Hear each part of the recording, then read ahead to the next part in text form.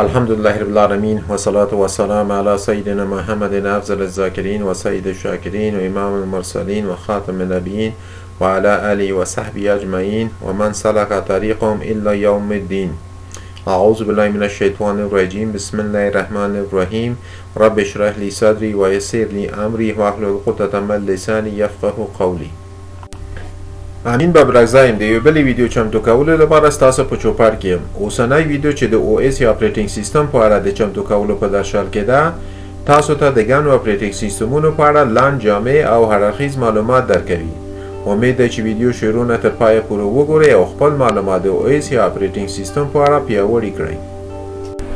که چیرې د بیس په اړه زموږ ویډیو نه وي کتلي، نو زموږ ZadranNet یا بیس چینل ته سر ورښکاره کړئ او د بیس په اړه مو چې کومه ویډیو چمتو کړي هغه ضرور وګورئ چې د کمپیوټر ژبې یعنې 0 او 1 په اړه پکې هر اړخیز معلومات شتون لري.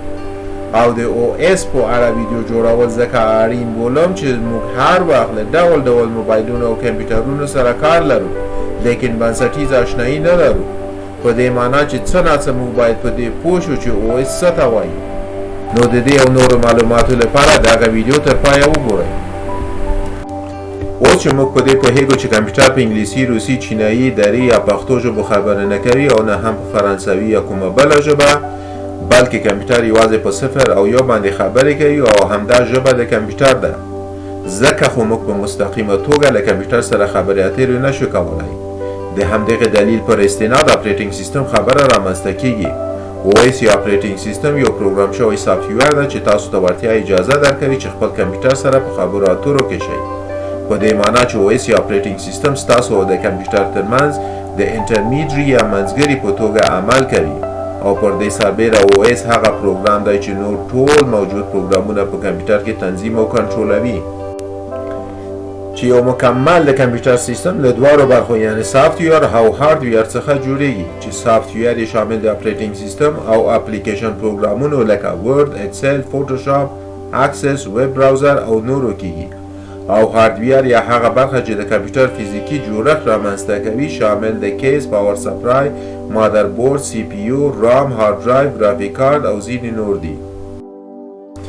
اپلیکیشن پروګرامونه خپل غوښتنې له او اس یا اپریټینګ سیستم څخه د ای پی آیز یا اپلیکیشن پروګرامینګ انټرفیس له لارې ترسره کوي، چې ای پی آیز په خپل یو منځګړي یا انټرمیډیټ سافټویر په توګه عمل کوي چې د اپلیکیشن پروګرامونه او او اس یا اپریټینګ سیستم ترمنځ د غوښتنې او ځواب یا ریکوست او ریسپانس پروسه سرته رسوي.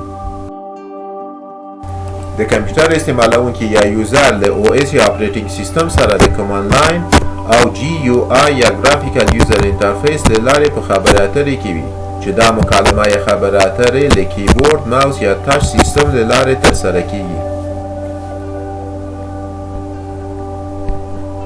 تاسو ممکن له وینډوز، ماک او اس، آی او اس، انډراید، لینکس نومونو سره آشنا وئ چې دا ټول او اس د مشخصو آلاتو لپاره په ځانګړو کړنو پروګرام شوي اپریټینګ سیستمونه دي. د بیلګې په توګه د ډیسکټاپ اپریټینګ سیستمونه لکه وینډوز د مایکروسافټ کمپنۍ او ماک او اس د اپل کمپنۍ په لوی مونیټور یا سکرین باندې ډیر ښه کار کوي، لیکن په سمارټ فون کې به ډیر تنګ وي او نه به ځایږي. او برعکس انډراید د ګوګل کمپنۍ او آی او اس د اپل کمپنۍ په سمارټ فون کې ډیر ښه کار کوي، لیکن د ډیسکټاپ په لوی مونیټورونو کې به استعمال ډیر ګران وي او بل ډول به ښکاري. د پرسونل آلاتو څخه علاوه او اس په هر ځای کې دی. امبیډډ اپریټینګ سیستم یا ځای پر ځای شوی اپریټینګ سیستم د لویو سیستمونو لپاره جوړ شوی، لکه موټر، د ټرافیک اشاره، ډیجیټلي تلویزیونونه، ای ټي ام ماشینونه، هوایي جهازونه، ډیجیټلي کمرې، جی پی اس نیویګیشن سیستم، الیویټر یا لیفت، نتورک اپریټینګ سیستم هغه آلاتو لپاره چې محلي شبکې یا لوکل ایریا نتورک سره نښلوي، ریل ټایم اپریټینګ سیستم لکه ایرلاین یا هوایي کرښو ترافیک کنټرول سیستم، روباټ او داسې نور. دا چې تاسو د مهال کوم او اس یا اپریټینګ سیستم کاروئ زموږ سره په لاندې کمنټ کې شریک کړئ، او که ویډیو مو خوښه شوي نو د لایک بټن یې وهل هیر نه کړئ او له نورو سره هم دا ویډیو شریک کړئ. او که چینل مو نوي سبسکرایب کړئ نو لطفا زموږ چینل سبسکرایب کړئ ترڅو زموږ ټولې ویډیوې پر وخت تر تاسو در ورسیږي.